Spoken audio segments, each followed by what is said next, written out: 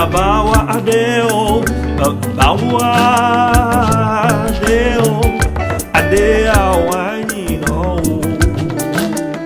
adé o, àwí máa yẹ o, bàbá wa adé o, adé àwa yìnyín o,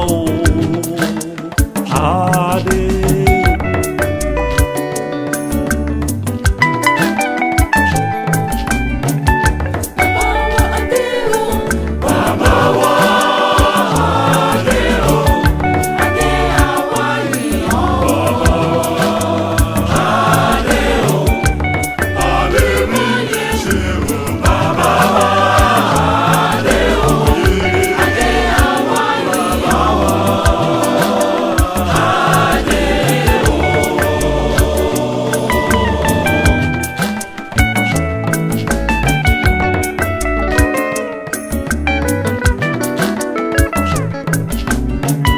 Bàbá fetí sí wa kó má ta wá dànù, a kígbe sí bàbá o, àwa máa gbé o.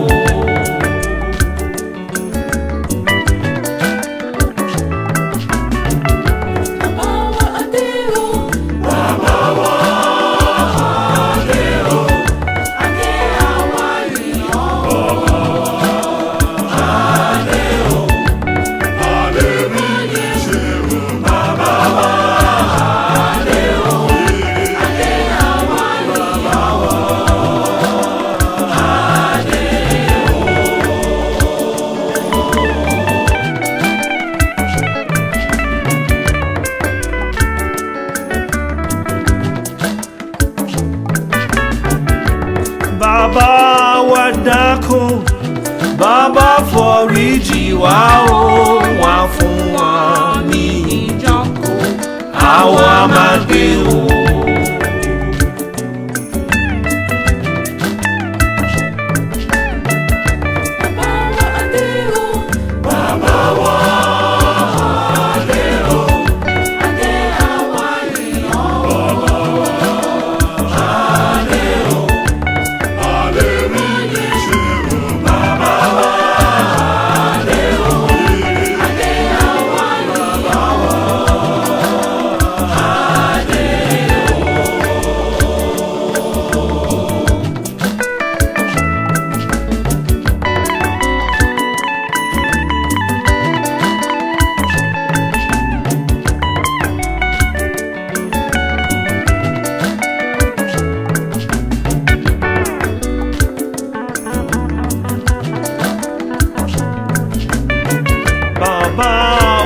Olóore Olúwa yé jọ̀wọ́ fún wa ní ìfọkànsí, àwa máa gbé o.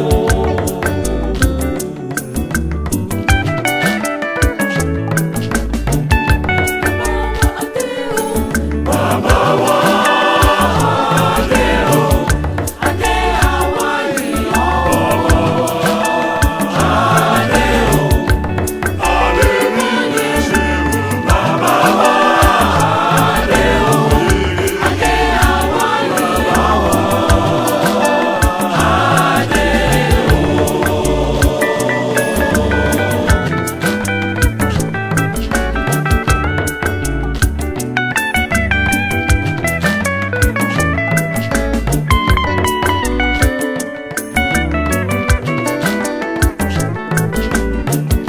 Bàbá wa ní sí wa Olúwa o.